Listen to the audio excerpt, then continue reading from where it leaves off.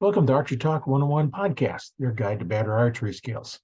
We'll bring you the latest tips, tricks, and expert advice, but that's not all. We'll also have interviews with top archers and industry professionals and reviews of the latest gear and equipment and much more. You're talking about taking art skills to the next level? A coach can definitely help you with that. I've been teaching archery for over 25 years. I'm offering a free 50-minute consultation call. For anybody that would like one, please fill out the form. I'll leave a link in the description so we can get to know you a little better and see if I can help you in your archery skills. Hi, my name is Roy Canterbury. I'm going to be your host today on Arch Talk 101. We have a special guest on the show today. We have Cody Hart on the phone, and we're going to talk to him about how he got started in archery and what he's doing. Welcome to the show, Cody. Hey, glad to be here. I hope everyone's doing all right this afternoon. So when did you get started and why did you get started in archery? I'm going to say I was probably around 14. And honestly, of course, my dad never really did deer hunt much. And there was a place, I was originally from Arkansas, and there was a place down the road that was a wildlife refuge that didn't allow deer hunting for like, I believe it was 1950s. And they opened a archery season and you had to get drawn. And Dad said, well, if we ever get a chance to hunt there, we're going to go. So needless to say, I picked up a bow off a boy I knew. He was a little older than I was. He had a PSE Mach Flight 4. I didn't know nothing about draw length, the weight, nothing. I just, I picked up the bow and arrow and I practiced with it. And, I just started hunting after I got comfortable with it. And that's pretty much where it all started right there. And I just fell in love with it over the years and just progressed and learned more about it. And, it gets in your blood. We'll say that. That it does. We all start off with being fairly young. Some of us, and some start when we're a lot older. I know I started when I was probably about your age, but that was in the 60s. Yes, sir.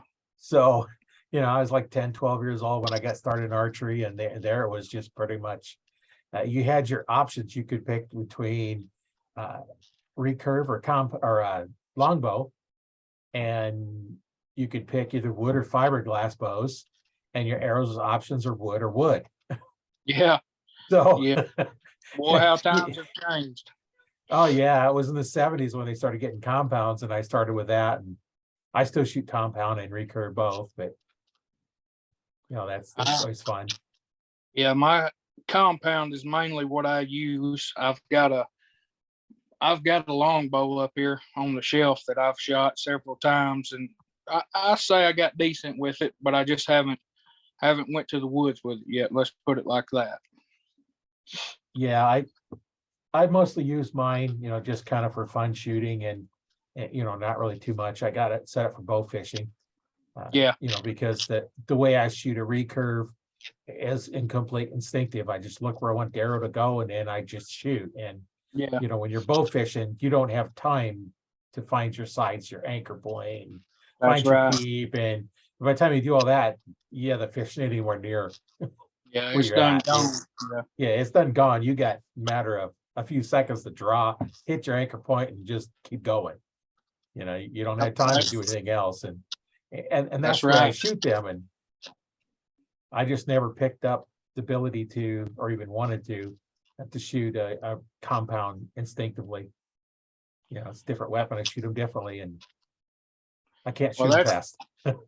That's one thing over the years I've told all my friends that never bow hunted much, and I've got several of them into it. And that's one thing I've always told them. I said, I can pick up a gun and go hunting, but when I shoot my compound, it's like something goes off up here. I feel just as confident, if not more confident, with my compound than I do with my rifle. And, when you pull back the string and you put the sight on them and you're holding steady, when you let go, it's like something went off in your head instead of you just squeezing a trigger, Right.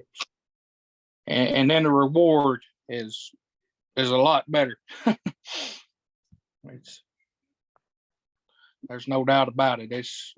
It's all a head game. And that's what I've done. And the way things have changed over the years to make it so much easier too. There's people, they say, I can't shoot no compound. I'm like, yeah, you can. Come on. I was like, it may take you a few tries, but the main thing is if you're going to shoot a compound is, go somewhere that can set you up for, for your draw length and weight and get you set up right. And that's the key to it, because I've seen so many people and, their bows not be set up for them. They just grab a bow and go. And, I'm not saying you can't be successful like that, because I was when I was younger, but, it's a lot easier when you get it fitted for you. Right. I know my first compound that I bought, I used my brother had the old whitetail bears bows. Oh yeah. And it was interesting. It didn't have a whole lot of let off on it. It was like 65%, but Yeah, it wasn't that great of a bow, but hey, it was a compound. It was more than that's right. one. And I remember the first compound that I went out and bought new from that one. I went to the archery store and she showed me one. I drew it back and then like way back, like 32-inch draw length. And she said, how's that feel? I was like, I didn't know much better. I said, okay. So I thought I was 32-inch draw length. So when I had to get another bow, I ordered a 32-inch draw length bow. Come to find out, Lord. In the mid-90s, I went and took some lessons on how to shoot back tension release and how to set them up, and then subsequently I become a NFA archery instructor, and this measure that says you to be 29 and a half. This is on a Friday. It's a 3-day course. So Friday night, he says, you got to be 29 and a half for tomorrow night's class. Your bow has to be set at 29 and a half, or you can't continue. There's no reason to continue. So Right. I'm going to get a new string, get it all set up, get it down to 29 and a half. And then it's like, I don't like this. It don't feel right. And then not only that, but I'm learning how to shoot back tension. You shoot with eyes closed and open them up, and they don't work and don't feel good. Now I shoot 29. Yep.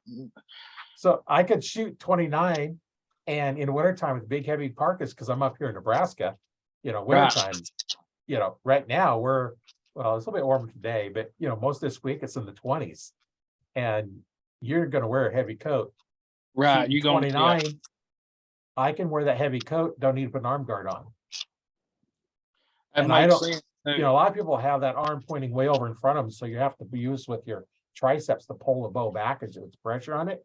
I don't. I push straight forward to it, and I have enough bend in there that it's just short enough that it works just fine. And from going from 32 to 29, that's a 3-inch shorter draw length. Man, that's the difference. That's something to get used to too, boy. I tell you that. Right. But you're right, like you're saying, that's another thing when you're layering up, and a lot of times you don't practice, when you go out in the yard, or you're practicing with a light jacket or a t-shirt, depending on summer or winter. And then when you get up in the stand and it's 20 something or 15 degrees and you got several layers on, hey, it makes a difference on getting that bow back and getting it right where it needs to be, So it can be frustrating, if you've got a lot of layers on and you haven't really practiced a little bit and you're not expecting it, and you draw that arm over, and like you said, it's easy to hit that arm. Oh yeah. Well, no, that I had one time, I was doing a lot of shooting come hunting season. I pretty much didn't practice anymore. And it was like one of those cases. I've got the heavy coat on. I get to the tree stand, put my coveralls on, climb up in the tree stand and sit there. And I was like, okay, I always like to draw my bow back once I'm up and settle down and relax everything. Try and draw my bow back, before something comes in. So if I know there's something wrong, I know it ahead of time. I try to draw this, but I could not pull it back. Nothing I could do. I pulled and I pulled and I pulled, and I ended up pulling something. I was sore for like a week or so after that. Once it warmed up, I could eventually pull it back. But when the keys, I shoot 70 pounds, and I'm shooting 70 pounds, and then come wintertime, when hunting season stopped, I stopped basically doing a lot of practicing. And now then you get up there, you're cold, a little stiff, muscles aren't warmed up, and I couldn't pull it back. I often wonder, see, I live in West Tennessee, and of course we don't get none of the temperatures usually like you folks up north get, It's, we had the coldest weather this year I think we've had since '89. I think it actually got right at -1 degrees. And I'm telling you, it was something else for us. And I often wonder how the folks up north, how they shoot their bows. It's a whole different ball game. Because like you said, when it's cold and those muscles are stiff and, you're not used to it, boy, it makes a difference drawing that bow back. Yeah, it does. And all of that, being cold, everything else is stiffer. Yeah. Your limbs could be a little stiffer. Your axles, even if there's any oil or any grease in those axles, if they're not lubricated correctly, that oil can get stiff, and then that's a little harder to go. So now it's harder to pull. It's going to slow your bow down. The things can change, in the wintertime. That's So right. I remember one time, it was years ago, I had to work one day and I didn't have to go in until later on in the morning. So I decided I was going to get up in the stand close to where I was working that day. And I had a couple does come out and I was wanting to take one for the meat. And okay. it was really cold that morning for here. I want to say it was around 5 or 6 degrees, which is, cold for West Tennessee. And they come by me and got in range. Boy, I went to draw that bow back, and it's just like I hit a brick wall. And I actually remember pulling off to the side. It's like I couldn't function. I didn't even get on her. I actually pulled to the side and just let the bow down and said, nope, I ain't even going to do it. Let her go on by.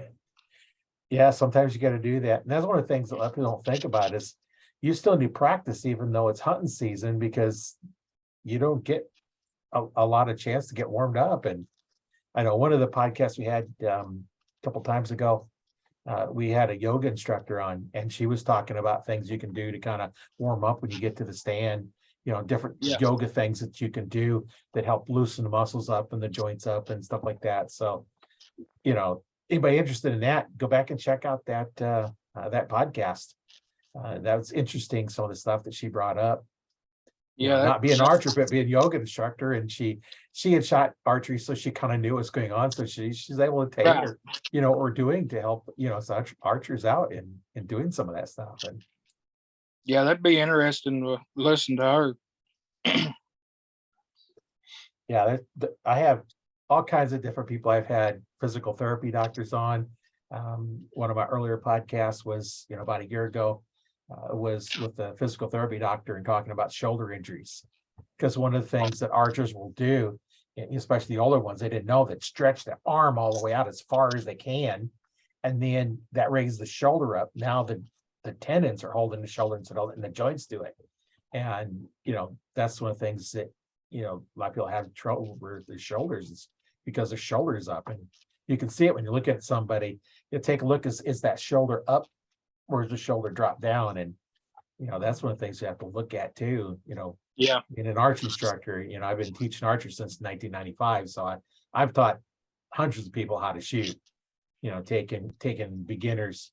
I like working with beginners, get them started out, on a better form. And I've done that. I taught a guy who'd never shot a bow before, and 2 weeks later, he's got a Robin Hood already.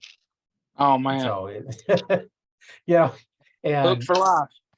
yeah. When you can do that, you're hooked. You're hooked. And the podcast we just did, the one before this, we talked about good quality releases, and your form. You're better off to get go to the pawn shop and get a used bow that spend as much, if not more, on a good release. And I got a call from a friend of mine that, we used to hang around. He's out in Oregon. I'm in Nebraska, but, I got him a release. He's actually shooting the exact same handheld release I'm shooting. And he hadn't shot for 10 years or so. And he picked up his bow and he shot, like 3 shots, just 3 or 6 shots, forget what he said. Just not even aiming, just hit the target. And then he got serious and he stuck 2 arrows side by side, and the third arrow stuck in the back of another arrow. and he hadn't shot for 10 years. Mm. Quality release, Yep. as well as good form. They don't take but a few shots, get back in. You've got that technique, and yeah, 3 shots and had a Robin Hood already. You can't go wrong with that. But like you No, said, yeah. The form and the quality of your release and your equipment, it's a good thing to know what you need, Yeah, and to have somebody to teach you that knows what they're doing and can kind of guide you along.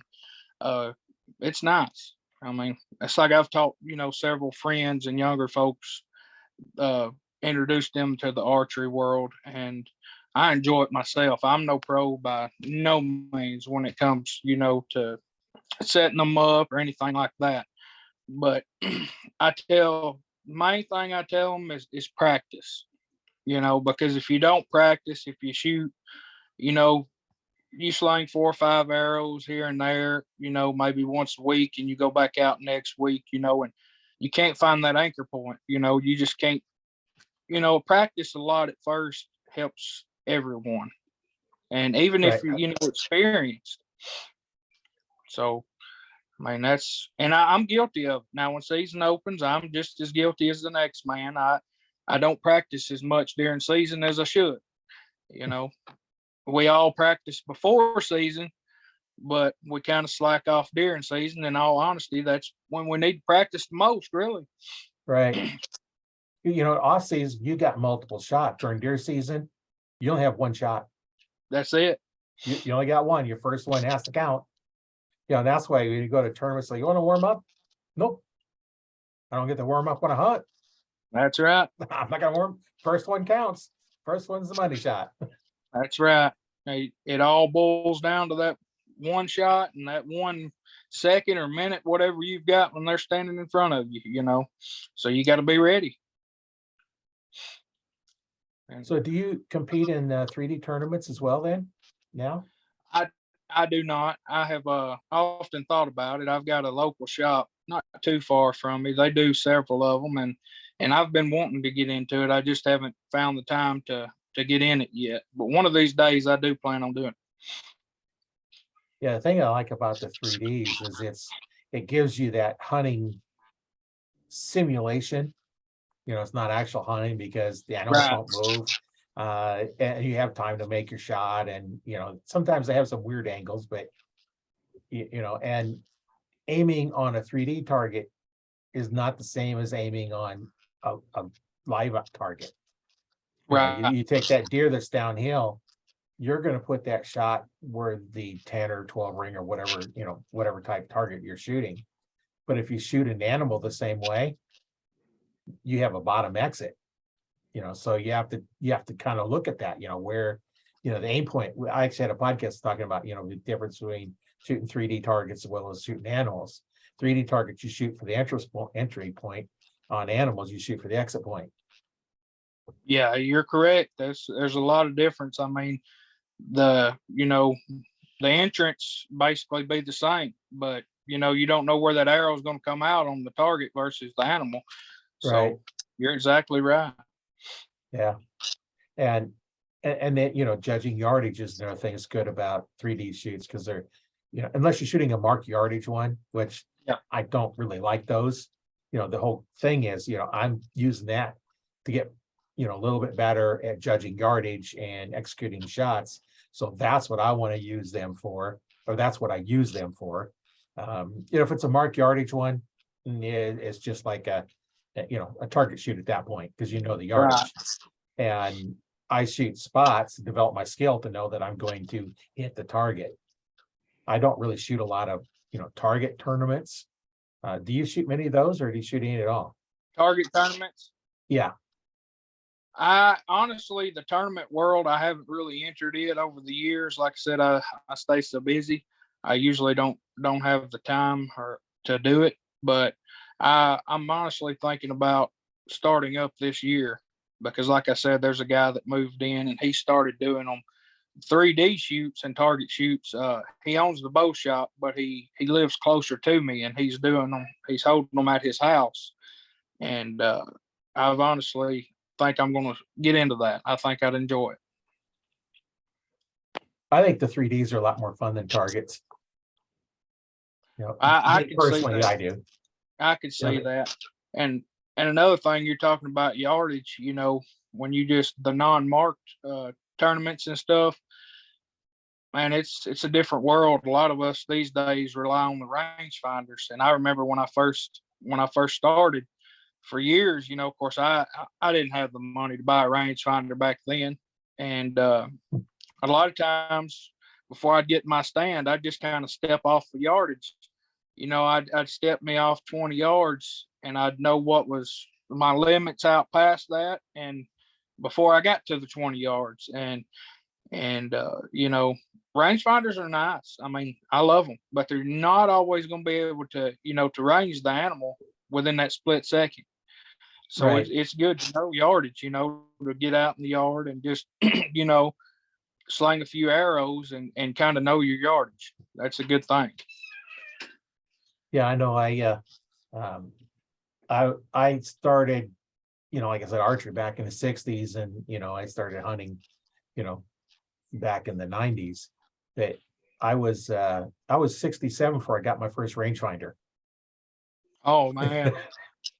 So and I used it this last season during rifle season because I wanted to be, you know, so close because, you know, where I was hunting at was rifle season, and also do archery and rifle depending on, you know, what time of year it is. Right. I've got a little girl here that decided she wanted to come join for a minute. Yeah. That's my daughter. Does she shoot as well?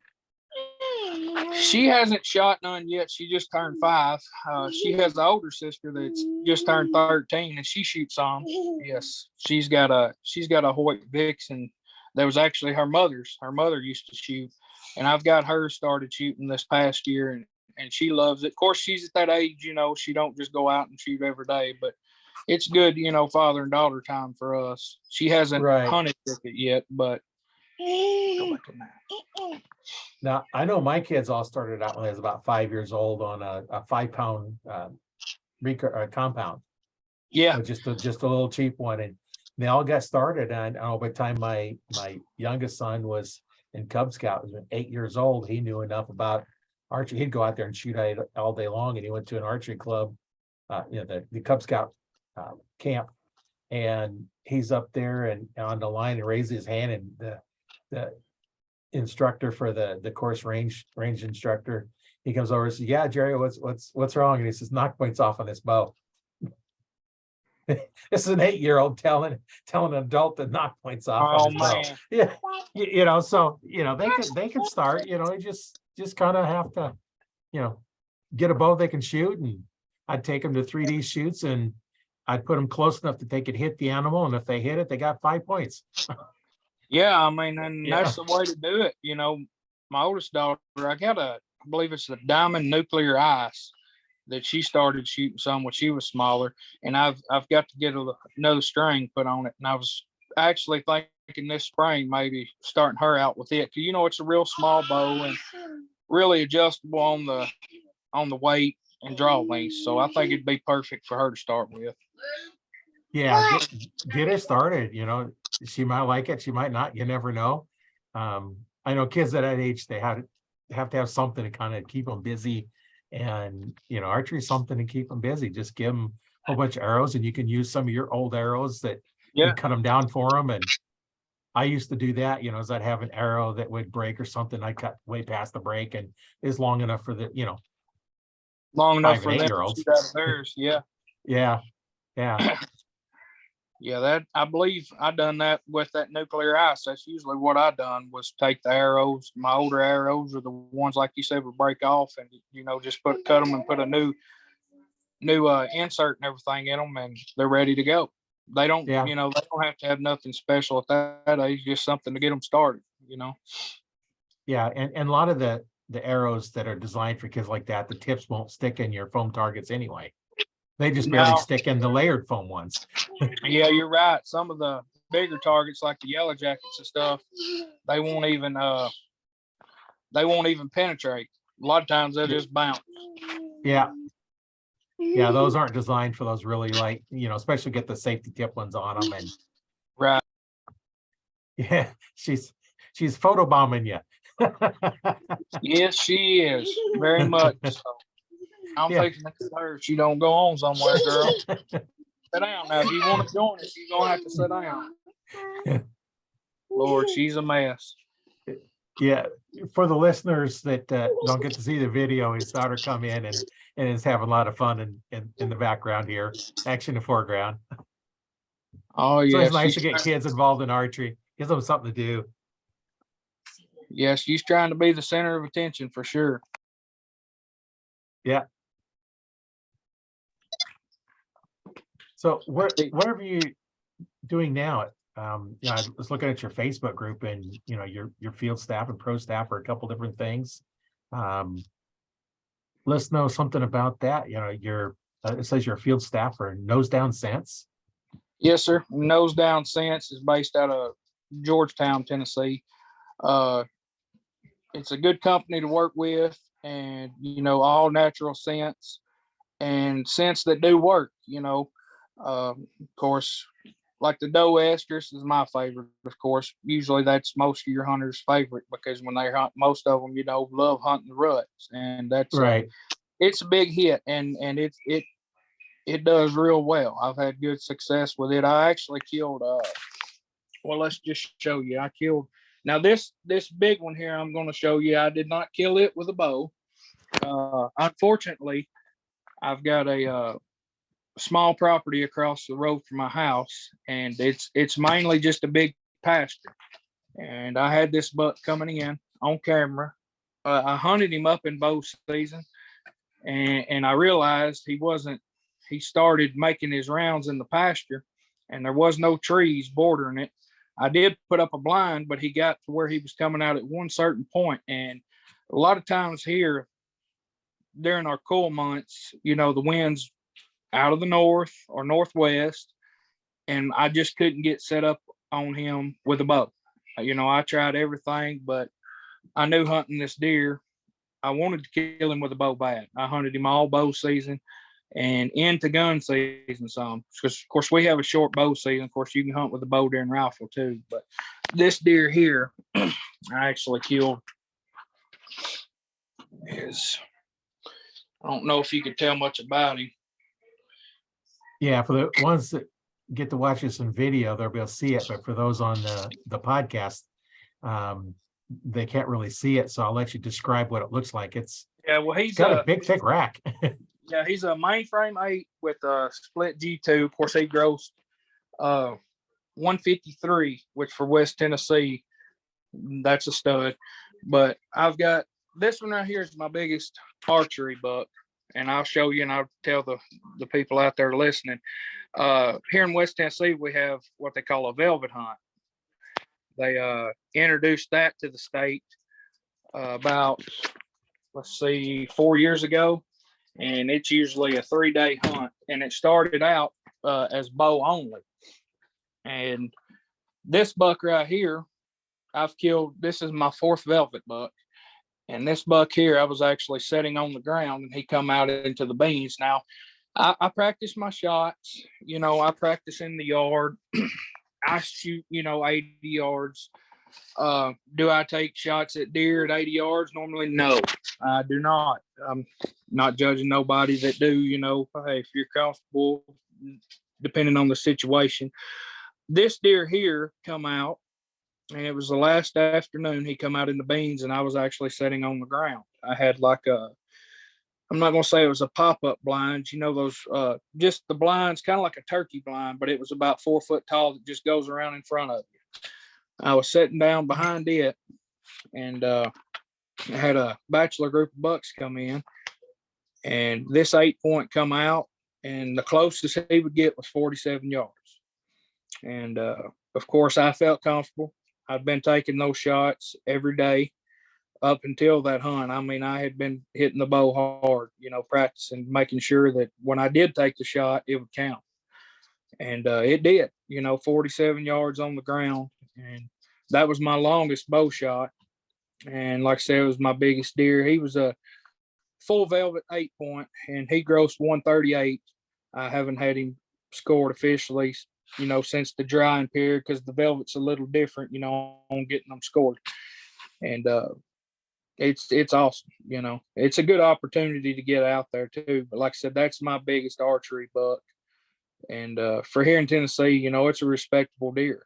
And there's nothing like it though. I wouldn't have took nothing back. I wouldn't wanted to shoot it with a gun. I love, every minute of it. Like I said, it was rewarding. It was. And the deer didn't go. He went about 70 yards, I believe. He ended up. Funny thing was, I looked for the deer for, I'm gonna say, an hour and a half, because it was raining when I shot him, and there was no blood in the field. So I got lucky, and I walked this creek. I'd done walked around it twice, and I got over there close, and I shined the light back down where some thick stuff was that I couldn't get to the bank, and I seen a white spot laying up in the water, and it just, one little small spot, and there he was. I mean, he didn't go 70 yards, and it, all the practice and the time put in, making sure I had the right equipment, and everything I needed to get the job done, and it paid off. Being prepared, taking a practice those longer shots, and that's what a lot of people don't do, is they don't practice those longer shots. And when you look at what's your effective range, how close can you range it? If you're off by 5 yards, where are you at? So if you're off by 5 yards, Yeah. where are you going to hit? And then you take, how accurate can you be? What kind of groups can you get at your 50-yard range, your 40 and 50 and 60-yard ranges? What kind of groups you have? And then you adjust by 5 yards, now you can be in a bad shot. So that's what's important, to shoot those longer ones. I would shoot, I go to practice, like, because the indoor range that club I belong to, we could 20-yard normal, and you go back to 30, and then if you go back past the elevator, you could shoot to 40. But you had to watch, because when they come down, the steps coming in, they kind of walk past where you're shooting, so you'd have to make sure that nobody's actually coming in.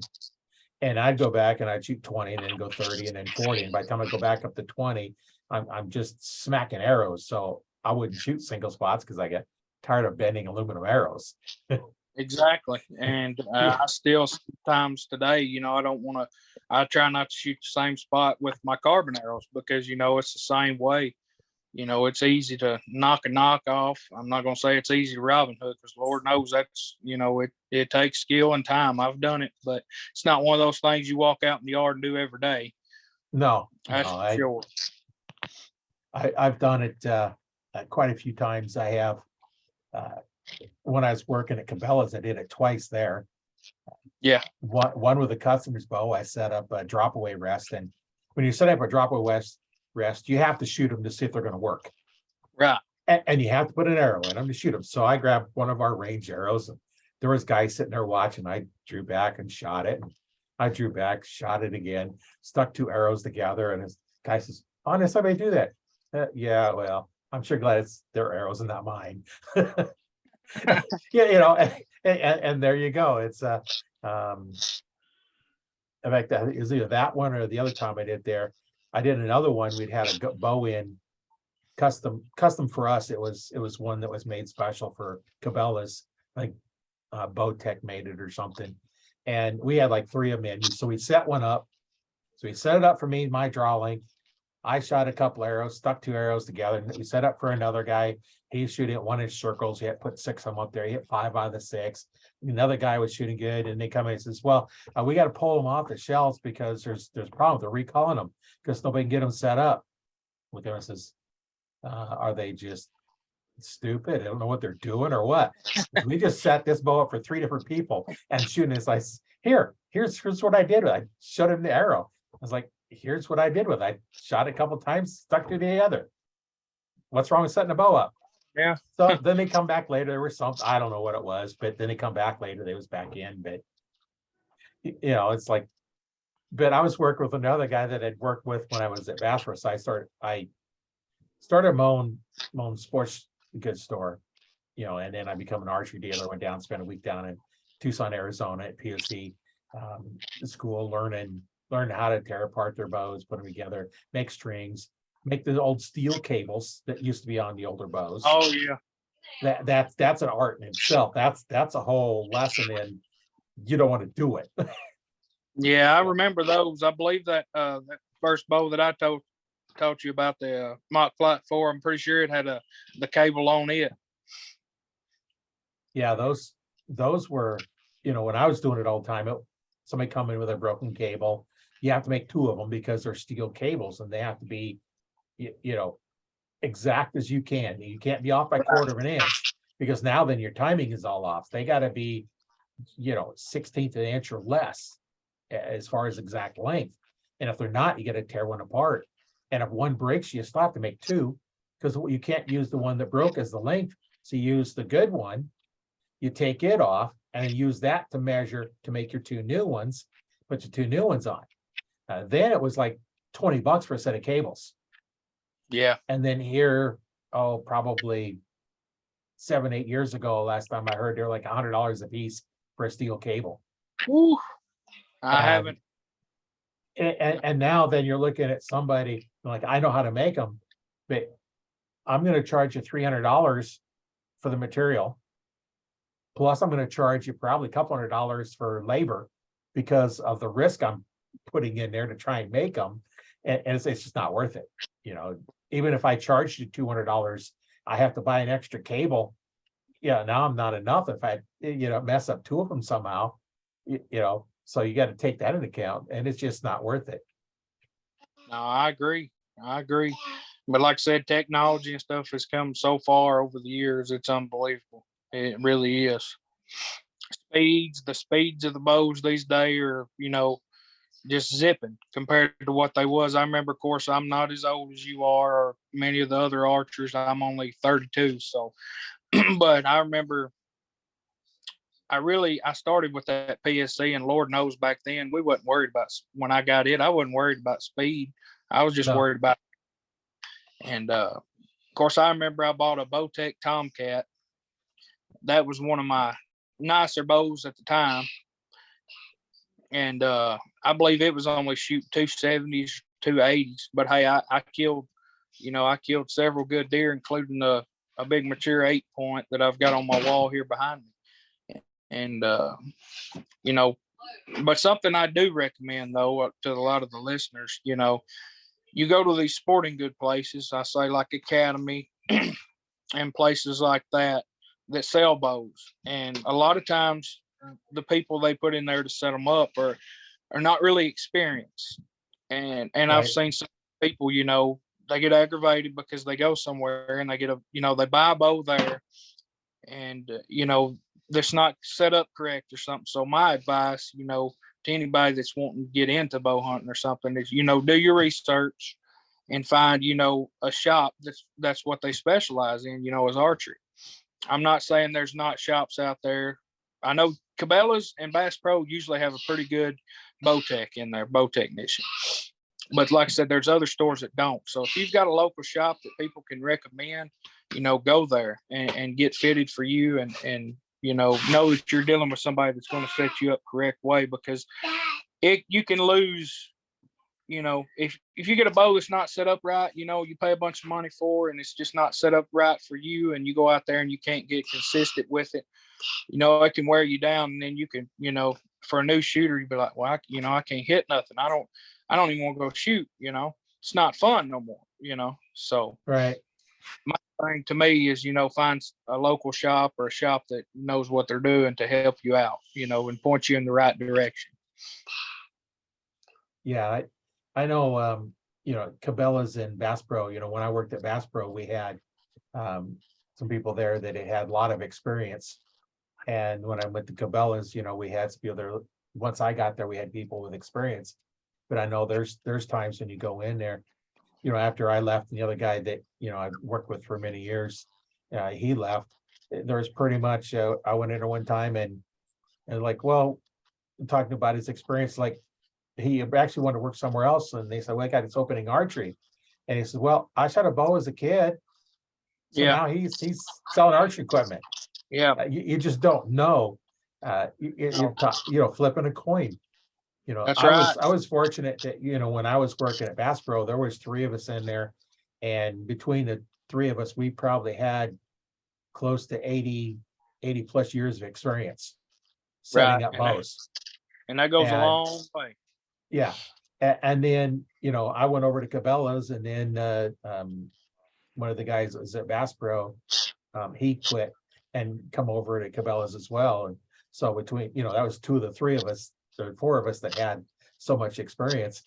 And, we had a lot of experience. And, one thing that archers will do is they'll find a bow tech that they like working with, and they'll wait in line. Yeah. John was telling one time he had a line back about 4-hour delay.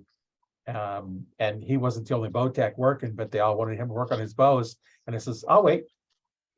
And then as a bow tech that, he wasn't waiting for him, I had others that only wanted me to work on their bows. Right. So, you don't get upset. It's like archers don't like everybody just touching their bows, especially if we get, a little bit later. And I had one of my shooters when I had my store. Either him and I is the only ones that work on his bows. He wouldn't let nobody else touch it, because he knew I knew what I was doing. Right. And that's the thing you need to look for. And in the Arch Talk 101 Facebook group, which I manage that one, in there we have a lot of bow techs in there and archery instructors, anywhere from people that have been shooting for 7 weeks to 7 months to 70 years. And we got bow techs in there with 20 plus years experience, and archery instructors with, like myself, I've been teaching since 95. So I've got over 25 years experience teaching. And, that's nice about that group is you can get in there, and that new archer that looking for something, it's like, okay, what do I need to look for? Here's what they're telling me. Is that right? That we can filter through all that. And I just make it a safe place for them. So the only links you'll see is to archery events, because I don't let you sell in the group, because I don't want to replace selling. I want to hear, because it's Arch Talk 101. I want it to be for beginners to learn from a bit more experienced archers, and that's what we're doing in there. Right, and that's perfect. I mean, that's what they need, because like I said, if you get a bow, or you somebody that tries to teach you, you need to know somebody. Get with somebody that's going to teach you right, that's been around the archery, because it can really make you not want to shoot a bow as a beginner, if you get something that's not set up right, or, something like that. So it goes a long way to have somebody, a bow tech or somebody that knows what they're doing to help you out for sure. Yeah, there's all kinds of stuff that you can learn. And sometimes, as a bow tech or as an instructor, I'm going to learn a lot by trying to teach somebody else something. I remember one night I got this call from this guy. He says, "Can you set my bow up to shoot 2 arrows same time?" And I says, "Well, why?" Because he talked to all the other archery shops, and they said, "Nope, can't do it. Nope." Al said no. I said, "Well, you can't afford me during regular hours, but if you want to stop by after we close, let's play." So he come by, and what he wanted to do is, he was a motivational speaker. He wanted to set up 2 balloons and shoot 2 arrows and pop 2 balloons to get the kids' attention. Right. Like, okay, you shoot a bow, 2 arrows, pop 2 balloons at the same time. Okay, now he's got their attention. Now he can talk to them. And it was just using it as something to get their attention. And fortunately, it wasn't the center shot design risers like we have nowadays, where you put the one rest on, there's only place to mount one rest. Yep. It was the older style, which wasn't center shot design, and you could use the stick-on rests. So he was able to put 2 stick-on rests on, and then want to shoot with a release. So we had to figure out how to tie the loop on to shoot with the release, and we tried, different different arrangements there, as well as different fletching arrangements, so they lined up, and we tying the loop in the middle of the 2 of them. We couldn't get consistent grouping. We tied it below the one, couldn't do it, and just finally what we had to do was you had to have 2 knock points on there, because you had something to hold the arrows in place. Right. But you have to have one, at least for the one. So we tied the knot above the top one and below the bottom one, so they were evenly spaced. So we had, it was up against the top knock, and then there was the arrow knock, and then the arrow on the bottom, we tied the loop below it. And that where we was able to get our most consistent grouping. And we were able to get our groups, the distance between the two groups was about 1/8 of an inch consistently on every shot. Like, that's pretty good. Now, where they hit was all depending on him shooting. Right. But the distance between the arrows was the same every one. And we spent probably an hour and a half, but that told us so much about how to set up a loop correctly.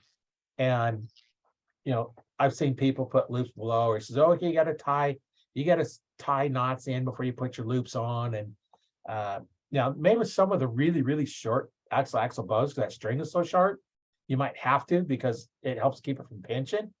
But you know, we found the most efficient way is to have it above and below. So when you release, the force goes right through the knock.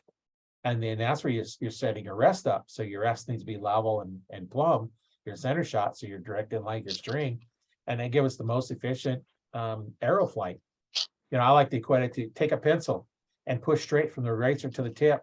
It goes straight. But as soon as you go at an angle, your arrow starts going off the side. And that's what you want to do with archery. You want to have that most perfect transfer from knock to tip. It's amazing what you find out when you start playing with stuff. Yeah, for sure. And that's amazing, though, set one up too with 2 shots, because that's something you don't see or hear of, you know. And I mean, obviously it's not something you want to do to hunt with and stuff, but like you said, you know, it served its purpose. You know, I can see it getting the kids' attention for sure, because, you know, hey, he just shot 2 arrows at one time. That's something you don't see, you know. Yeah. Now they weren't near as fast because you got double the weight of your arrow. Right. But it served its purpose. Right. He wasn't trying to do anything fancy with it, just to get their attention. And you know, we're shooting at 20 yards, you know, that's a decent, you know, distance. And you know, I remember starting out too, you know, I didn't know. I'd go to Walmart or somewhere, and I didn't know what arrow length to shoot. Lord, I'd be shooting a 31-inch arrow. You know, used to, you had the overdraws and stuff. And of course, nowadays, you don't need a 31-inch arrow 9 times out of 10. But usually, you know, you buy them off the shelf, or sometimes Walmart, something like that. They're usually 31 inches. And, you know, that's another thing. I'd just grab an arrow and I'd go. But, you know, nowadays, but that's the difference between knowing and not knowing, you know. Right. That all falls back to, you know, your tech and stuff, and people, you know, whoever's helping you set it up. But things have changed. Boy, they have. I believe that bow had a overdraw. Was it 6-inch overdraw? I'm pretty sure it's what it was. Lord, I can barely even remember it, but it was wild. The rest too, you know, it just had the little 2 prongs that just held the arrow. Of course, if you moved, you know, or torqued your bow, the arrow would fall off.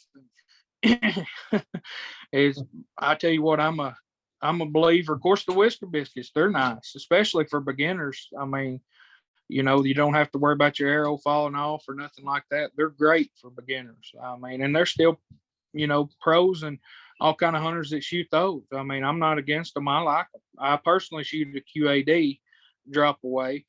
But hey, for beginners, I believe that's one of the ways to go, you know, as a whisker biscuit.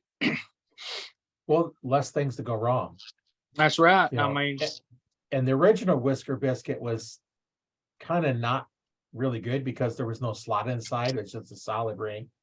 And then you had either slide your fletching in backwards or put your point through.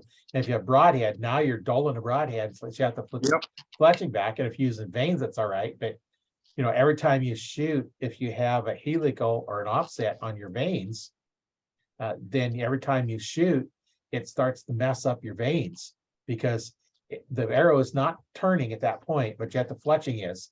So the arrow's not turning, and now it's forcing those over, and it just kind of beats them up a little bit. You know, so actually feathers is a little better because they're a little more forgiving. But you know, when I would fletch feathers, I'd always put a drop of the glue on the front of the feather to help hold it down, because that had a little ridge and things would catch. And you know, I would do the same thing if I knew that shooting through a biscuit, to kind of put on the front and back to kind of help make sure they don't get knocked off as easy. Right. But you know, now with the newer ones have a slot in the side, and then you notice that there's a little darker color on the biscuits. And that is a little bit harder. So on those, you want to shoot with your cock feather up, because that's a little bit harder. So you want to send your fletching through the softer biscuit, the fins on it. And if that's easier to load, you can put it in knock, you can slide it in, they stay on. I still hunt with the 2-prong rest. Do you? It's just a fixed one, and I've been shooting that for so long. Now my other bow that I have a drop away on it, a PSC drop away, and it has a little cage that goes around it so it doesn't, fall Right. off the side. It's not going to fall off. More But, contained. as a hunting situation, you have one more thing to go wrong. Yep. You got to depend on that cable getting pulled up, and if you're using a string and all of a sudden it breaks or come loose, now you can't raise it up, and a lot of those you can't lock in the up position. Some you can lock in the up position, but it's not completely up. So it's just more things to go Right. wrong. So I don't It really is. hunt with that one, just because there's more things to go wrong. Right. Well, you're exactly right though. And it's got more, anything more mechanical like that's definitely going, more vulnerable to something happening or going wrong in the field. And I agree with that 100%. Well, and the decrease in accuracy of a biscuit isn't enough at your 20 yards or less shots. You're not going to notice it anyway. It's when you Yeah, start getting out further distance that it can affect and it. But what's on the average of the speed loss? Like what, 3 feet per second, maybe? yeah, probably it's some, not much, but Yeah, it's very minimal. Not enough to, not enough to say, well, I'm not going to shoot one because of speed loss for sure, because it's not enough to really matter. take your kisser button off and do the same thing. Yep. Yeah. And that's one thing a lot of times, when I used to, I'd go into a shop and they're like, you want a kisser installed? And I'm like, no. And that's one thing I've never really been able to get used to is a kisser button. And I know a lot of people shoot them. They're a good thing. I've shot them several times, but when I get my anchor point down, I've got it. But if you shoot enough, you'll find your anchor point and you'll know it. Right. But if you don't shoot a lot, the kissers are definitely where it's at. I mean, because you'll get your anchor point. You put the kisser button and set it, and you set it right in the crease of your mouth, and that's your anchor point.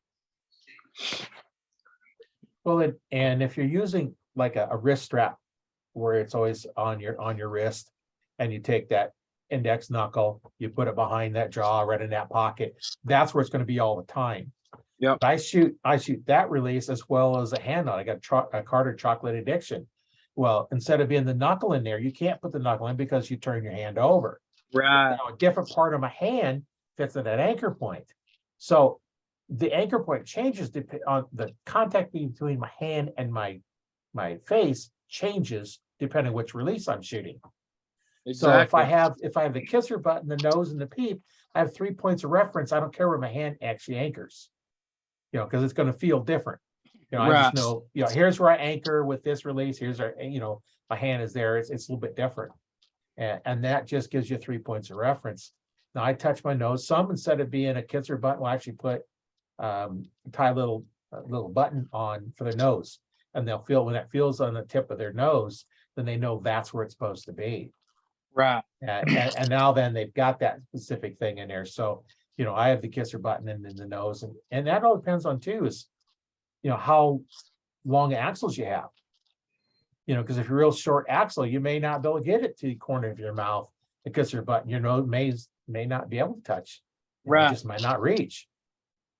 That's exactly right. And I usually shoot a wrist strap type release, and that's what I've shot for years. I tried the thumb release, and they're nice. They're very accurate. I like them, but it goes back to having to, change my setup a little bit, Right.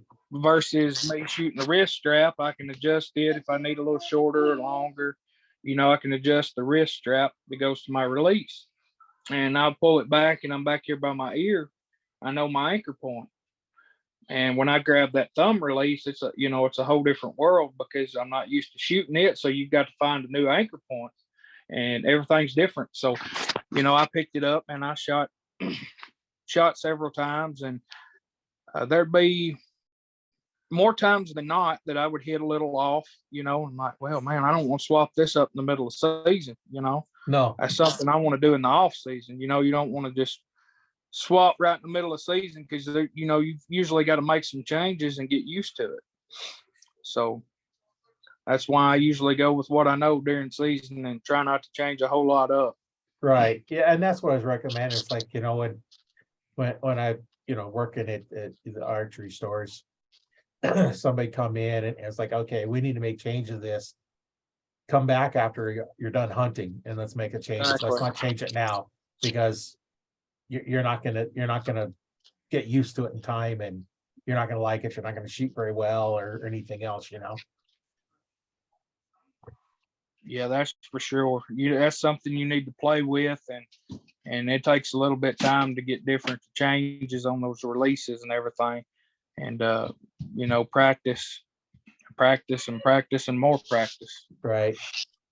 Get with a good coach that's going to watch what you're doing and make sure you're practicing correctly, because if you're practicing bad habits, you only get better at your bad habits. That's right. Someone that can tell you, hey, you're doing this wrong, or you need to move your arm here, a little bit. It helps. A little coaching goes a long way. Right.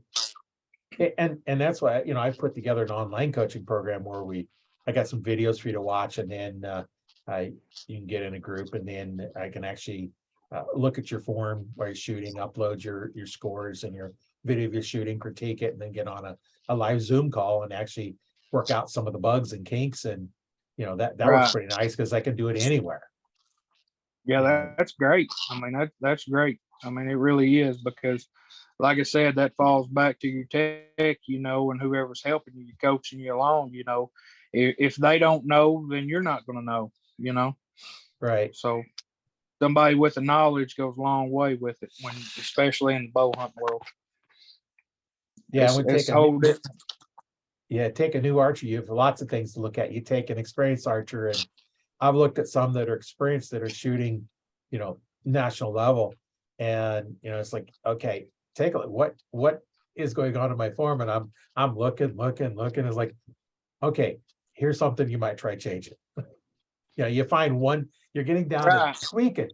It's like, okay, you try just a little tweak. Maybe your hand position a little bit different, or maybe a little bit different position on your finger on your trigger, or where it's at on your thumb. And a lot of them will take the thumb releases and they put that knurled part clear on the second joint on the thumb, and then just use that thumb. No, you want it deep in your hand, so you just use your normal back tension. And I see a lot of so-called top archers, with releases just slamming on that trigger. Right. Well, I tell you what, it's kind of funny. Of course, I dip tobacco some, and a buddy and I was out in the yard, I guess it was a year or two ago, and I was shooting. I bought a new bow, and I was shooting it. Man, I'd been slamming them. Well, I put a dip in my mouth, and of course, I went to shoot, and I was like, man, what is wrong with me? Of course, I rest my string. I shoot the wrist strap, of course, and my anchor point's back here by my face. And of course, I've got something in my mouth, and that's pushing my mouth. My mouth is sitting a little different, And I realized at that point what was throwing me off is something that small, was throwing me off on my shots. And I was getting so aggravated because I couldn't figure out what in the world was going on. I told my buddy, I was like, well, I'm fixing to put my bow up. I said, this is horrible. I said, I've been out here stacking these arrows. And I said, I can't hit, he said, that's still good. I'm like, no, I want it right there at that dot. And I figured out what it was. And I was like, well, I know from now on, if I'm in the tree stand, what not to do. Right. And it's crazy. Something that small, though, can throw your shots off. Yeah, it don't take much. That's why it's so important to have, those good form and good technique and good releases. That's right. That's right. We talked about that in the previous one, about the quality of the releases. And, we talked about earlier in this too. And, that's where you need some help. making sure you're getting that. So tell me about your pro staff that you're doing. Well, I pro staff for Nose Down, of course. That's a scent company here in Tennessee. Uh, it's a great company, like I said, to work with, as I spoke of earlier. They've got all your synthetic scents, your estrus, your cover scents. Then they sell a few attractants like they're also cover scents like apple, corn, stuff like that, sprays. And then, of course, my favorite is actually scent elimination, which I'm going to be the first to say, I don't care what you're wearing or what you put on or what kind of scent, if you staff or what you're buying. Nothing is 100% effective to a white-tailed deer. The only thing 100% is the wind. And I'm a firm believer in that. Now, I will tell you this. Why do I use it then? People ask me. I was like, well, this is the reason why. Because if it gives me 5 seconds longer or 30 seconds longer or a minute to fool that deer or that animal that I'm hunting, to pull off the shot that I'm waiting on, that's enough reason right there for me to use it. Right. And like I said, nothing's 100% except for the wind. But if it helps you and it takes longer for them to realize you're there, hey, it's a winner for me. And also I staff of course for Element Archery and Flying Arrow Archery, which is element arrows, and they're really great arrows. I currently shoot the nucleus arrows, trying to pronounce it right here, and they're very good arrows. They've got some that's the micro diameters, 166. They're called the Storms. You can actually look up the video of them where they're shooting into a block wall in a basement, and 9 times out of 10 they're just going to snap. And these Storms, man, they're so tough. Of course, they're micro diameter. They got a thick wall. Can't exactly remember the diameter, but they're tough, boy. They really are. And the broadheads for Flying Arrow, of course, I shoot. You've got your old school that still only shoots fixed blades, and I have nothing against fixed blades. I like fixed blades. I shoot those as well.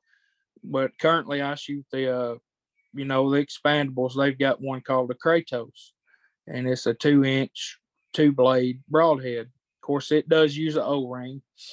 That's the only downfall, which I haven't had no problems with it whatsoever. I've taken many a deer, and usually, a lot of the old ones, you have them bands on some of the older, mechanicals, and they, you get out in the field and the band would break, or, they get brittle and they just fall off. And now they've got these new O-rings, it's made kind of out of rubber. And I haven't had no problem with those these days. They seem to, to hold up pretty good in the field.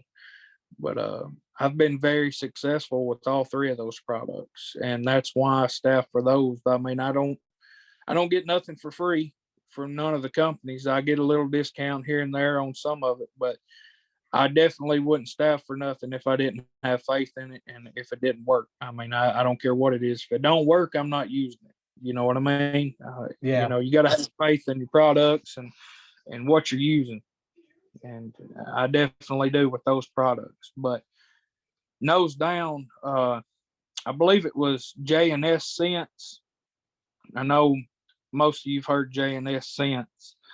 I know the Tucker buck, was his name Jason Tucker? I think he was from here in Tennessee, which had the world record, I think, maybe for a year. It wasn't long. He killed here in Tennessee. It's been a few years ago. J&S Scents was, I believe, what he was using.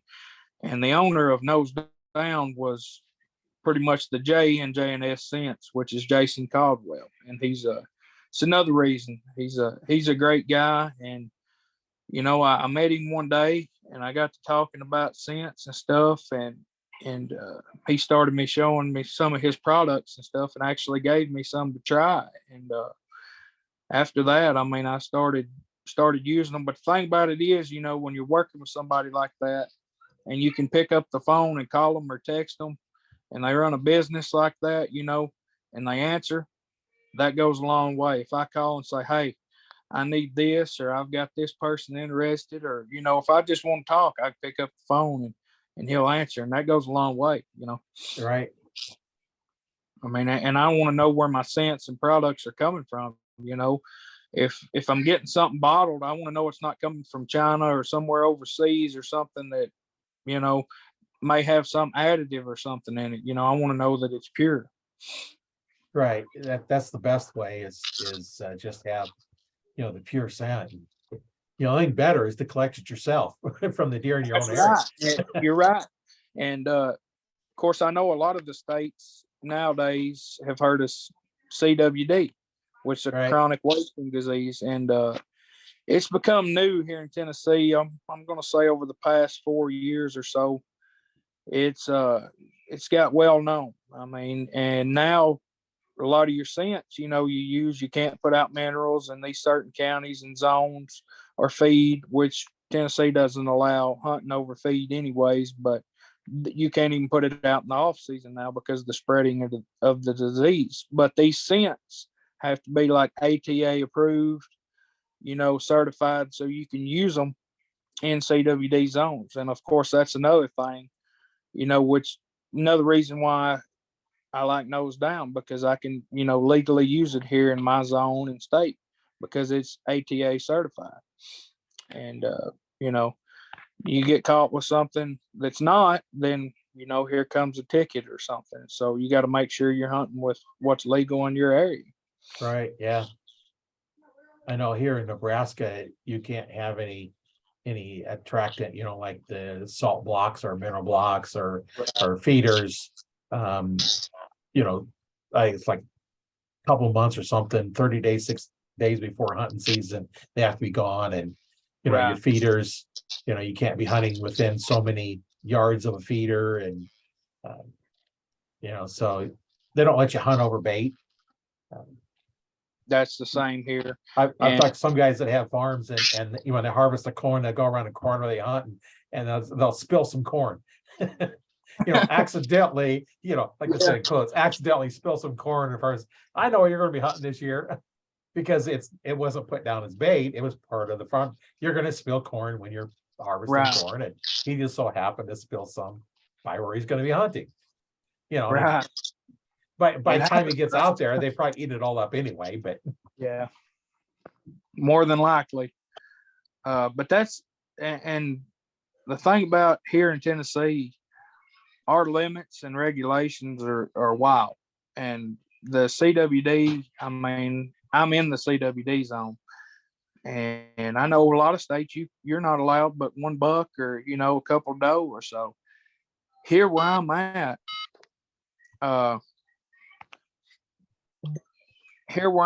in West Tennessee in this area, you can kill 3 doe a day all season long. Oh, that's a lot of does. 3 doe a day. And it starts out with a 3 buck bag limit for the season. But for every doe that you harvest and submit for CWD sampling, you're subject to getting an extra buck tag for as many does as you want to have tested. So you have to donate the whole deer to be tested then, or? No, you just a lot of times you just cut the they've got these drop off locations. They have coolers put out. Most of them's at your fire station, police officers, your processing buildings, and you just cut the head off and you fill out your tag with all your numbers on it and stuff and drop it in the cooler and they'll test it. Now if it's a buck with a big rack on it or something, we'll say most time you take those to to a processor and they'll take it out if you're going to have it mounted or something. Like I'll just take it to my taxidermist and he will cut it out and take it, and the game wards will actually come to his shop and get the sample, and I still get my deer head, get it mounted, and they test, and then I'll get a confirmation through an email saying whether it was detected, if whether it had CWD or not. Now, is the meat still safe to eat if it has it then? They say that they've done numerous studies and there's no transfer from the deer to humans. They say that the meat is absolutely fine to eat. However, I haven't had any test positive right here where I'm at now. A county over from me, I've got a buddy over there that hunts a farm, and he's killed several this year, and every deer they've killed on that farm has tested positive, and their numbers are way down.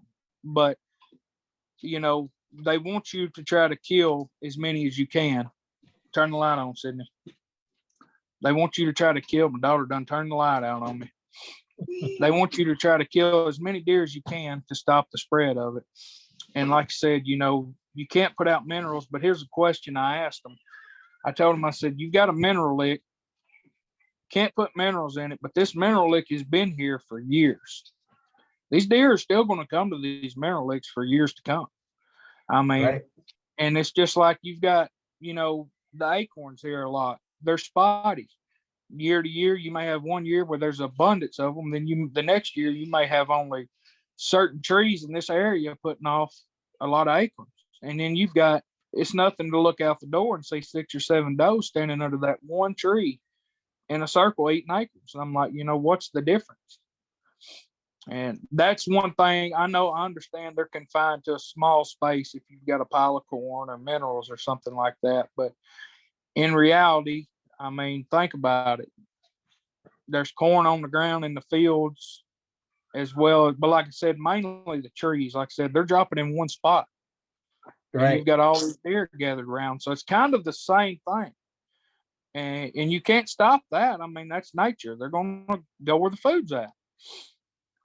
And but it's wild. I mean, it was new for me with all the rules and regulations, but it's like a lot of people, they tell me well, I can kill this many deer. I can shoot this many, or legally this year we can shoot this many does or this many bucks, and they're like, well, how many are you going? I was like, well, it's not going to change the way I hunt.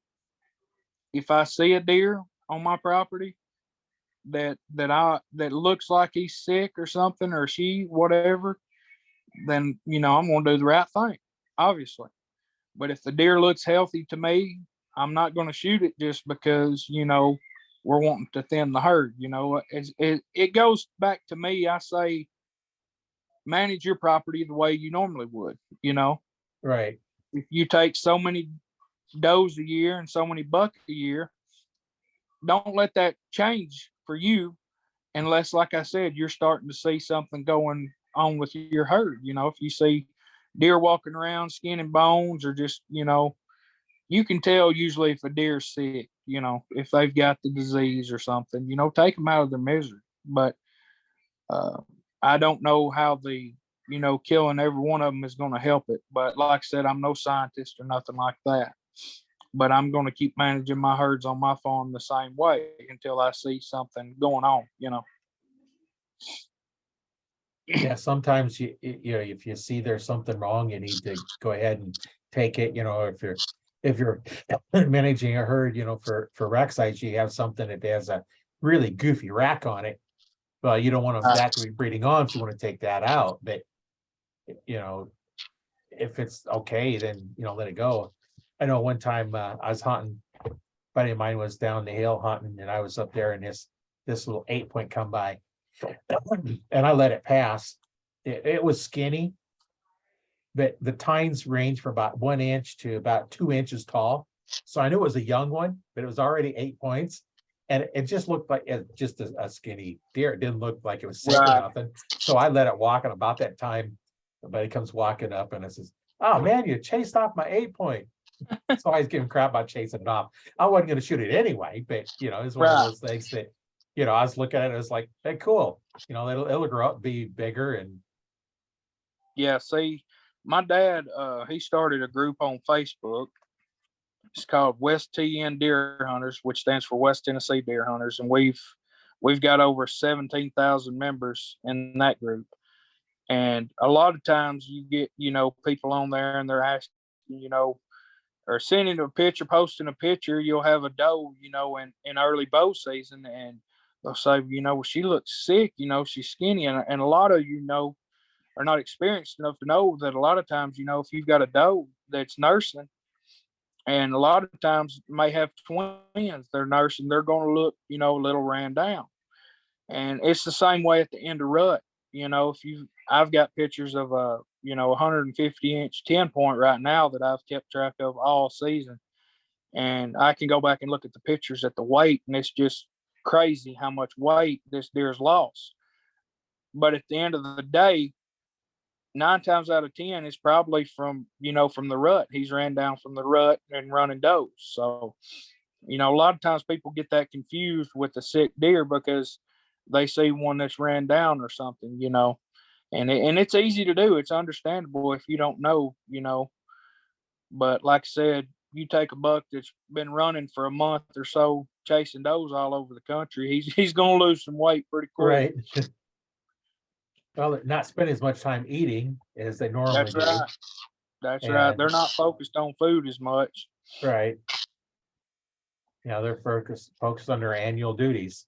That's right. And then when it's over, then they'll start focusing back on the food, and that's where they're at here right now. In the afternoons, the fields are full. That's what they're looking for. We have crop fields, and right now is the time to be hunting those because the food source. It's nearing the end of winter here, so they're looking for food to put the fat back on that they've Right. done ran off.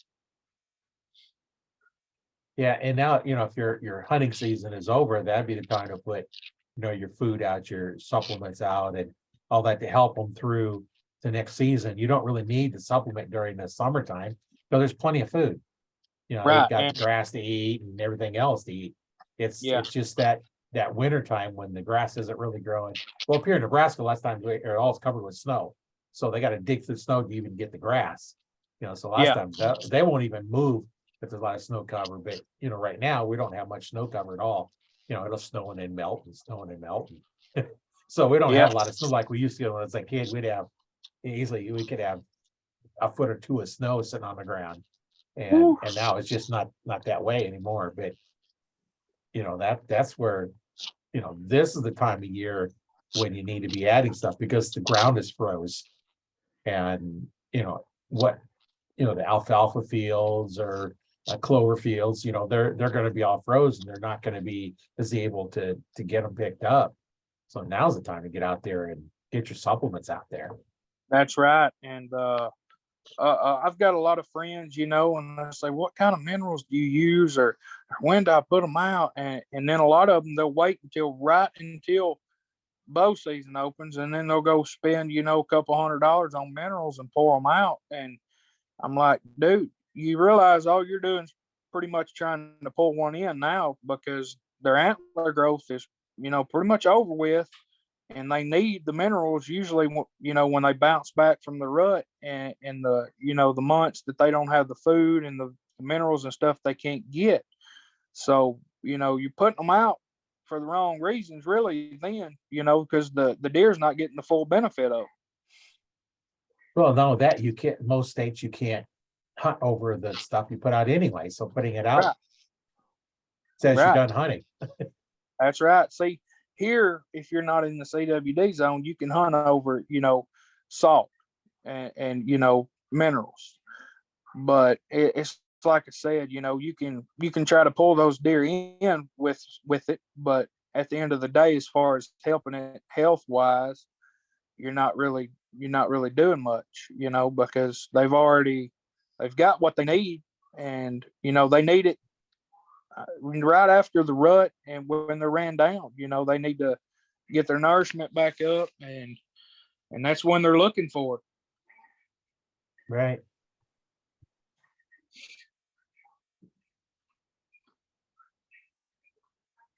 Speaking of that, I mean, of course, I've got one county I can still put out minerals, and that's what I need to do pretty soon. Like I said, most of the counties right here around the house you can't because of the CWD rules and regs. But for the counties that I can, that I need to get on that pretty quick myself.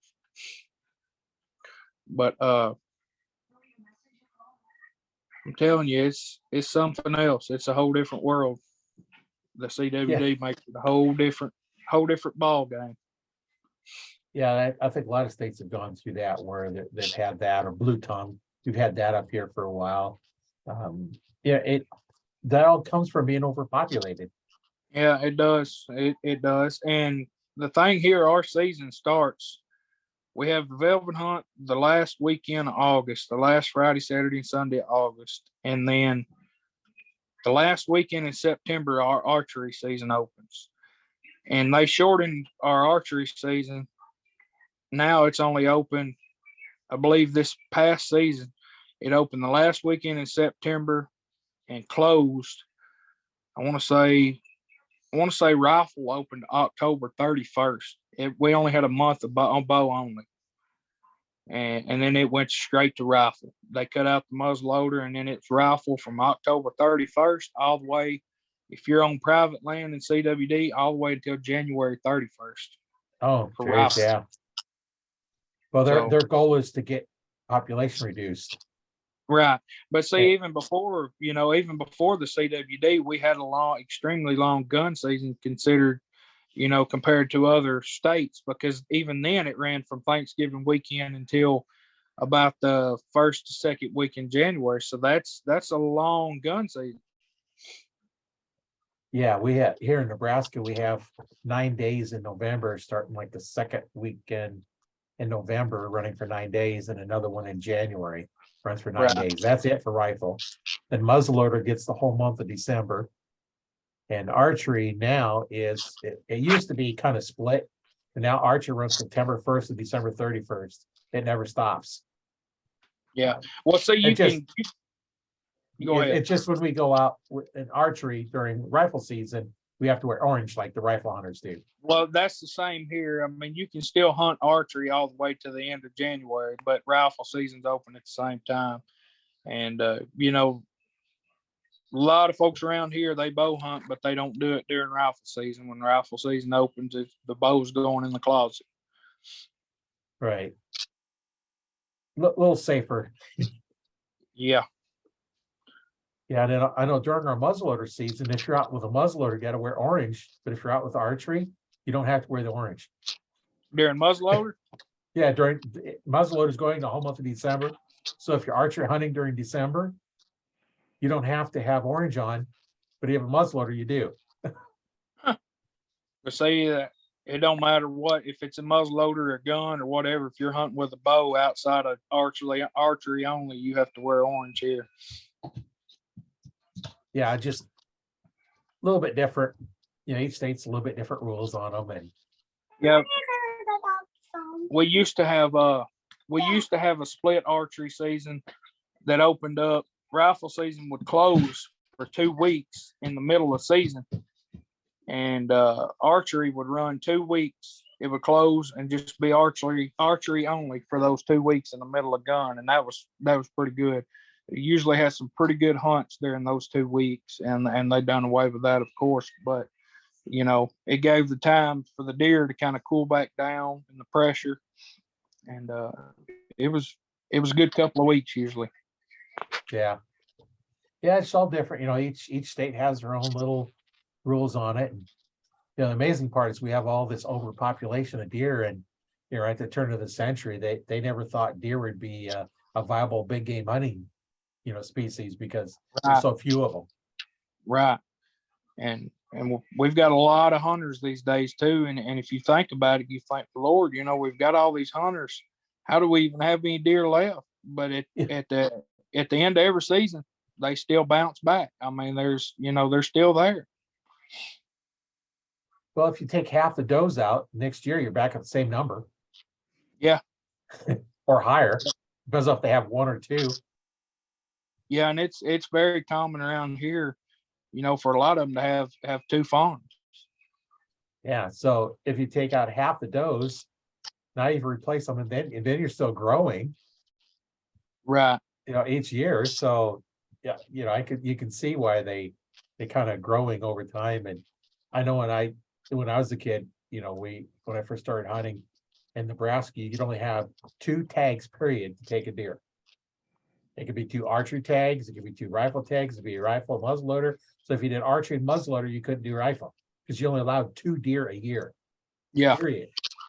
And then it come to, there's what they call their season choice tags now, and they're issuing only so many of those. But once those run out, when they first started doing those, there wasn't any limit on them. And I know guys that would go out and shoot 20 and 30 deer, during archery season, and we don't have quite, the population you do down there, but up here Right. we have a lot of fields too. So a lot of Right. cornfields and bean fields and alfalfa fields and stuff like that. So there's a lot of open fields out here, and so they're not going to hold as many deer as the areas that have lots and lots of forest areas. Right. See, it's rolling hills, I would say here. So we have, a lot of timber. We have, some crop fields right here, but the majority is timber, and that gives them somewhere to hide, and that's why our population is probably booming. Yeah, I know the couple of properties that I hunt's mostly field, and one is there's 2 fields, and there's just a row of trees around one side and the back, and a little bit of area between the other side. Yeah. The trail cameras, I did a whole podcast on trail cameras, and if I put a trail cameras up, say, okay, when are they coming through?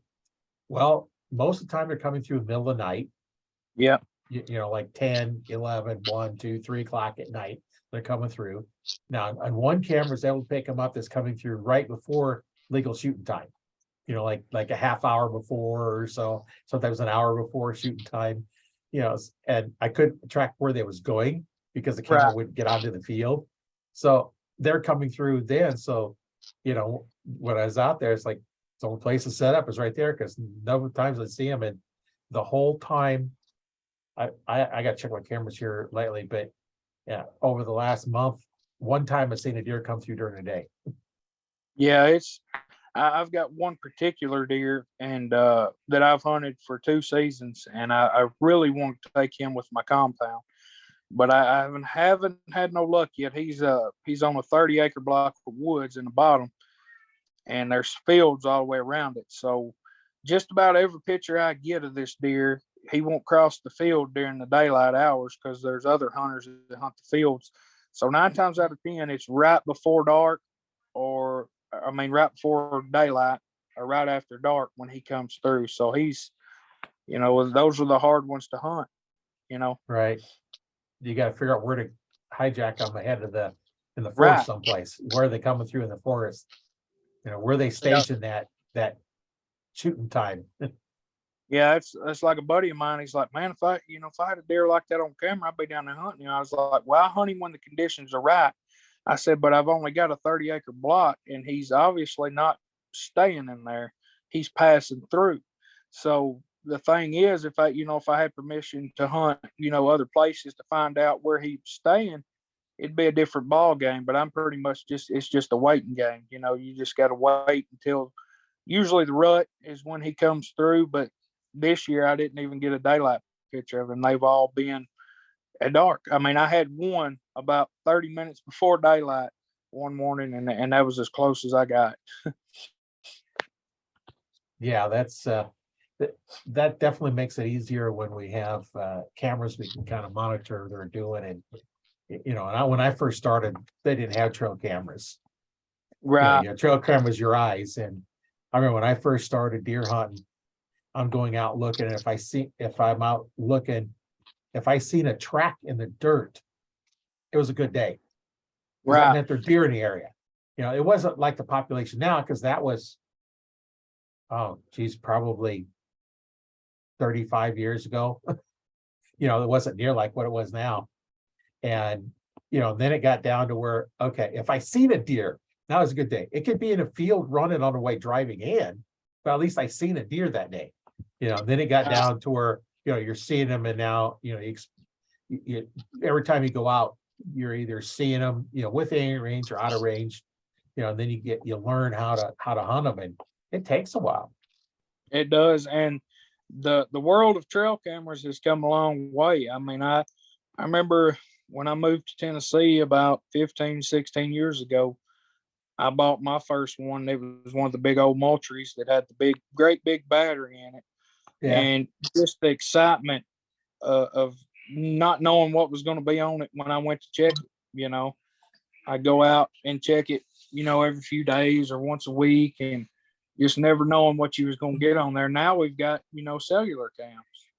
And Yeah. of course, I've got several of those that I run. And I'm not going to say that they've, you know, helped me kill any deer, but to let me know that they're in the area, to know what I've got to hunt, you know, it helps. But I will say this, and a lot of people depend on them too much. And I have been one of those guys before, but just because you're not getting them on camera doesn't mean that they're not there. Right. You know, they're confined to walk by a small space right in front of that camera. They've got the whole field or the woods to walk by, you know. So to say that you don't have nothing on camera worth shooting, you know, may not be true. They may just not be in front of your camera, but they're coming through. So you can't let the camera pictures discourage you when you're not getting them. Right. Right. It definitely lets you know, here's the places I can set up my tree stands. Right.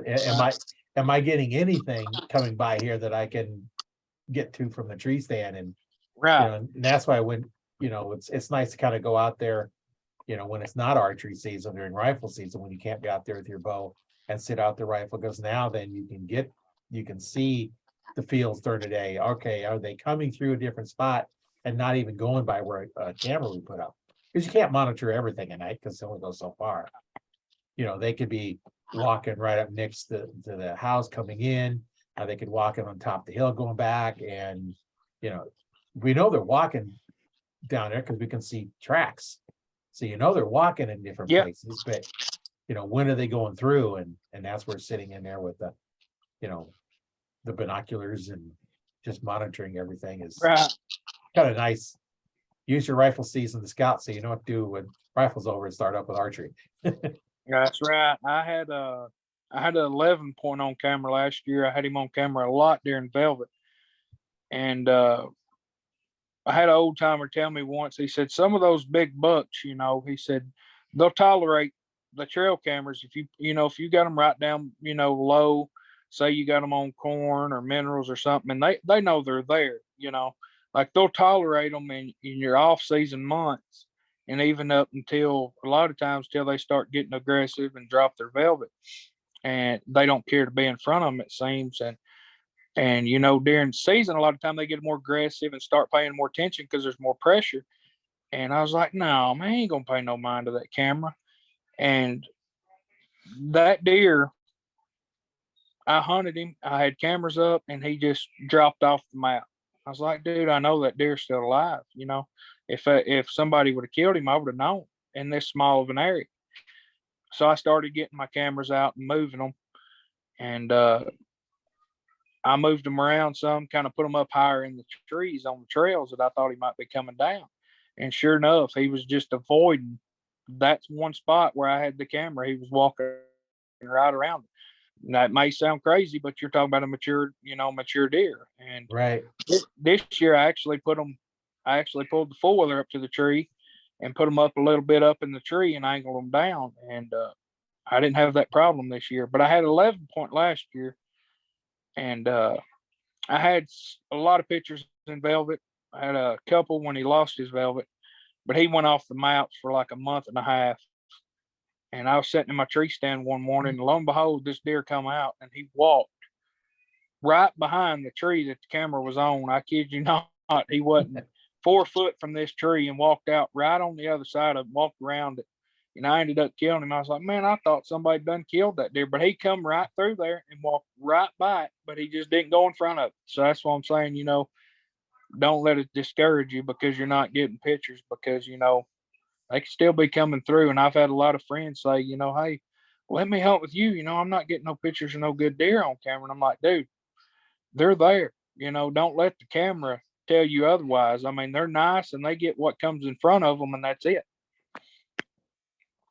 Yeah, I've had some pictures of deer actually sticking their nose on the camera, smell it, because you touch it, you leave your scent on it, and they can smell that, and they come up and it's actually sitting there smelling it. And nice that when you're in kind of a populated area, they're used to human scent.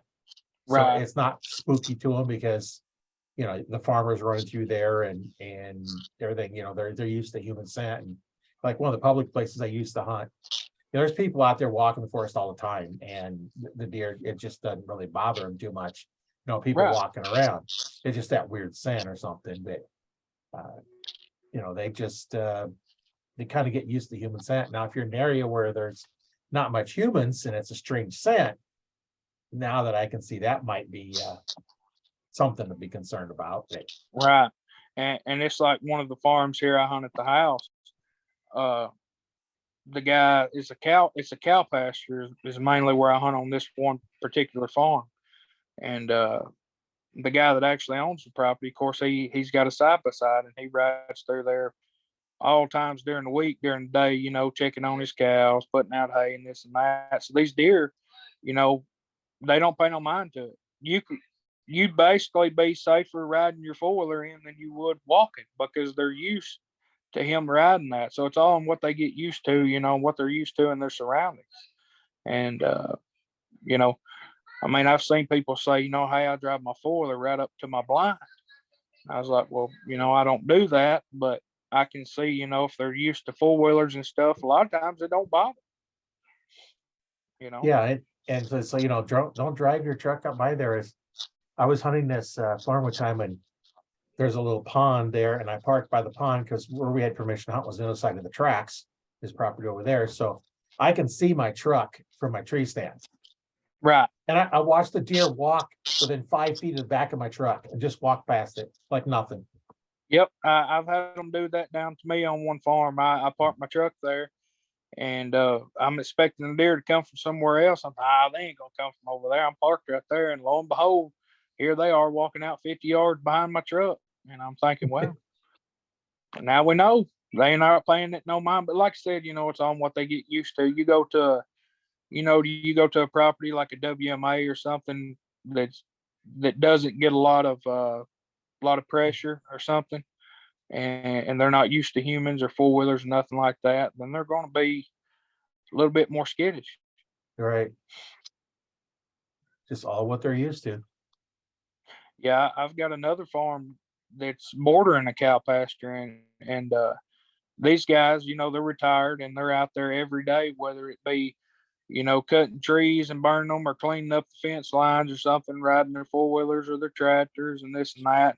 There could be a field full of deer and I can pull up my truck and, they don't go nowhere because they're used to them being out there. So they think I'm just out there tending to the cows or what have you. Yeah. So it's wild. But anyways. Well, what advice would you give a new archer that's looking to get into archery? Well, like I said before, the main thing is don't listen to all the hype about the bow brands because the brand is not what matters the most. Don't let somebody pressure you into going to buy a $1,200 bow right off the bat. Go to a shop, shoot several bows. Don't just shoot one and say, I like it. Shoot several bows and find the best one you're comfortable with and you're the most accurate with that fits you. Because all in all, at the end of the day, the accuracy is what counts. It's not the price tag or the looks. You got to have confidence in yourself and equipment. So that's my main thing is, find a bow that suits you and that fits you, your right draw length, your weight. Don't try to over push it. If you can only pull back 55 pounds comfortably, then hey, that's what you need to be shooting. Don't say, well, he's shooting 70 pounds. Well, I should be, shoot what's comfortable for you, and practice a lot. And it's going to get you down. You're going to have days where you walk out there and you shoot, 5 or 6 arrows and you're going to hit the 10 ring or whatever, you're going to hit perfect. And, you're going to think, man, I'm doing good. And then you're going to have bad days. You're going to have days you go out there and practice and, just bear through it. It's part of it, you know, but the main thing is just keep practicing and keep learning. You can never learn enough. I mean, there's always something to learn in the archery world. There's always somebody out there that can teach you something that, you know, you probably don't know, that can make it easier and more accurate for you. So, you know, listen to those guys that know what they're doing. Go to your pro shops. If you got a question, ask them, you know, because you can never learn enough. Well, it's been great talking to you today, and I know we'll talk later. And it's really been a pleasure having you on the podcast, and I know I enjoy talking to you, and I'm Hey, I sure that our appreciate listeners it. will enjoy it as well. And I appreciate it. I'm glad you had me on here. yeah, there's a lot of fun. Yes, So, sir. Thank you. my name is Roy Canterbury, and I've been your host today on Archer Talk 101.